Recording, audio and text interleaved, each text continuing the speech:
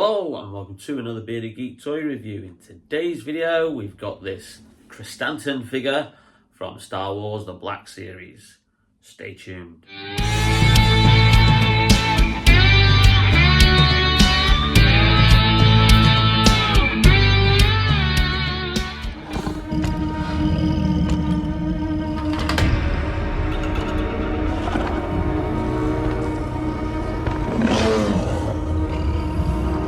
Welcome back to the channel, and in today's video we're looking at this deluxe Black Series figure from the Book of Boba Fett wave of obviously Star Wars Black Series made by Hasbro.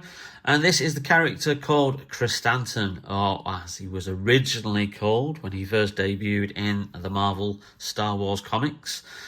Darth Vader issue 1 way back in 2015. He was called Black Krrsantan, and I don't know, for some reason they seem to have dropped the black part, probably because somebody complained. Anyway, yes, so he's a Wookiee bounty hunter, and he was hired along with Boba Fett to hunt down Luke Skywalker I think in that original comic line, which I did read. I have got the individual issues somewhere upstairs. He then also later appeared in flashback in a tale in the regular Star Wars line issues, which told kind of like the story between A New Hope and The Empire Strikes Back, but occasionally it had Luke reading the journal of Obi-Wan Kenobi when he was like exiled on Tatooine, looking after, obviously from afar, Luke. And he appeared in one of those issues where he had a bit of a run-in with Obi-Wan Kenobi. And then he obviously subsequently appeared in the crossover series, which was called Vader Down, which had him fighting with Chewbacca. And funny enough, we've got Chewbacca here. We'll do a proper full comparison of the two Wookiee figures once we've got this fully open. So it's in that kind of olive green that the Book of Boba Fett line has. Doesn't have a number. Oh yes, it does have a number. Number 4 of the Book of Boba Fett, because I thought sometimes deluxe figures don't have a number. But there's a nice illustration of the character on the side, played in live action by actor Casey Jones, who's a very tall fellow. And this is obviously when they were doing the plastic-free packaging, which they've since discarded. So again, we have like kind of like a glossy CG render of the figure there, very similar to the Indiana Jones packaging, with the figure in that kind of gloss printing and the rest of it in that matte. Little obviously picture there telling you that he's just under 7 inches tall. And there you go, a former gladiator turned deadly bounty hunter. Krrsantan is a towering black-furred Wookiee who made a name for himself in the criminal underworld with his intimidating presence and raw strength. So there you go, there's the packaging. Let's get the figure open and have a closer look. Okay, so let's just take the figure out of this tissue paper. Tell you what, he is weighty. He's a very weighty figure because he's quite a big thick lump of plastic here. Wow, that looks brilliant. Wow, that looks amazing. But obviously just see if you can now pick that up. The Star Wars Black Series logo is printed there on the tissue paper. Nice little touch from Hasbro. They didn't have to do that. Just move that to one side. And wow, here he is, Black Krrsantan. Wow, that is a big, hefty figure there. I'm not sure that he's gonna fit in my display where I have all my Mandalorian and Disney Plus Black Series figures, because I think he's gonna be quite tall. He might just squeeze in on that shelf. Because I don't have the Disney Plus figures in the cabinet with kind of like the prequel and the original trilogy characters. I have them on a separate shelf. But yeah, that is amazing. That is fantastic. Just look at the detail in that face. You can see the eyes there. You can see obviously the detail in the mouth, and I'm just really, really loving the actual wash, kind of like the grey bits of fur that are on the character. Not so much on the back. I will say that it looks like Hasbro have skimped a little bit on the paintwork, although they have obviously painted fully the ringlets in his dreadlocks, and obviously the whole, kind of like bandolier that he has. And he's got a, is that a Wookiee scalp? Blimey, he's actually carrying a Wookiee scalp. That's interesting. So he has no qualms about hunting down his own. He's got like kind of like knuckle dusters, which I never noticed that he had before. Wow, this guy is a mean dude. But yeah, just look at that wash on there on the front to give you those little like hints of grey hair every once and so often. But I'm just overwhelmed at that brilliant facial sculpt there. There is some articulation in the head, but I think with everything that he's got around him, it's going to be a bit of a struggle. Although, yeah, you have got articulation in the arms as well, in the wrists.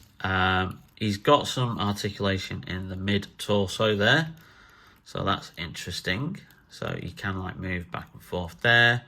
Doesn't have any hip swivel from what I can see, but you can move kind of like his upper hips around there, and then he's got obviously knee joints there, and then you can move that around, and then obviously he's got the feet as well, which again are a little bit restricted because of the hair that's hanging over. But really, this guy is absolutely awesome. He does come with one accessory, which we'll just plop him up there, and I'm not surprised with the thickness of those feet that he stands up straight away. So interestingly, I think this is his rifle, but this is completely sealed. Again, they don't normally do that. So we're just going to have to tear the top there. And it looks like it comes in a little bit of cardboard itself, which is a nice touch, because then that means kind of like the rifle isn't going to get bent or warped when it's put in the packaging. So we'll just take that out. Wow, that's an impressive so-and-so, isn't it? Yes, with some nice paintwork on there, on the barrel and on the end of the gun there, the nozzle. And also on the other side as well, a little bit of red touching there. Again, silver there, bluish, kind of like where it's been fired. Paintwork on the end of the gun. That is an impressive weapon. Probably, for the price of the figure, this is a deluxe figure. It's £35 or $35 usually. I didn't pay that. I bought it off Star Action Figures several months ago for the knockdown price of £15. And I just checked before I started filming, and it is actually the same price. So it is still available.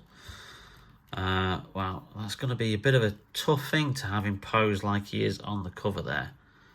But that is a heck of a figure. Let's just put him there. And let's bring in our favourite Wookiee, Chewbacca.